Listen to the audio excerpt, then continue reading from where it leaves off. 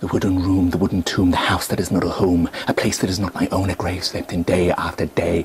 Dark shadows break the weary eyes awaken. Sleepless nights left me sad and lonely as I looked to the mirror hanging on the wall. I wiped the grease off it and took a long look at the haggard face that snarled back at the man that had lost all his hope.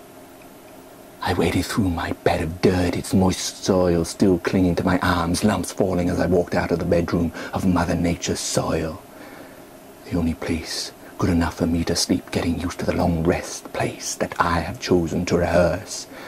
I took to the bathroom, pulled open the window, gazed into the sun-kissed autumn trees, the leaves in the cold, snowy wind falling to the ground, holding on with dear life.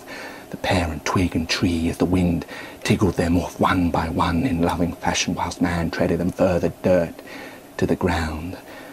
The wide open space in front of me, hills, mountains, oceans, cloud-filled skies, a yawn at a sight too often seen to make any difference in the dead heart that I carry about my body now. I shout to the world below, why do you keep me in your prison, only to mock me with beauty that I can no longer taste? You've taken my heart, why won't you take my soul and put me out of my misery?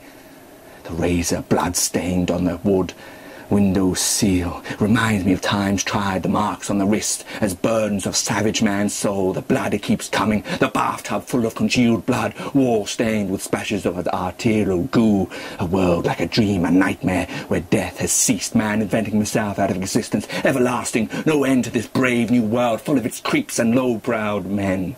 Full of sneering and hurt, the needle on the floor, the cup of tea, spilt leaves, messy stains on the tiles, memories, sweet memories, a fall here, a fall there, crazy moments in a way to escape the cell I lie within.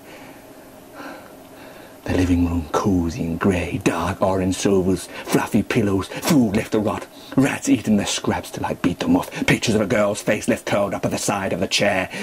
Same face left on the open fridge, touched lovingly by my hand. The judge, the jury, the jailer, she was all three, left me to rot in this place for eternity. Yet once was there a love that had so much promise, a dream shared in a golden age, when this prison, this wooden room, this wooden tomb was a home. Yet like all those dreams that seem too far off to reach, unable to grab it, make them happen, convince them into reality, the things that everybody else has happened to them fail to come into our worlds.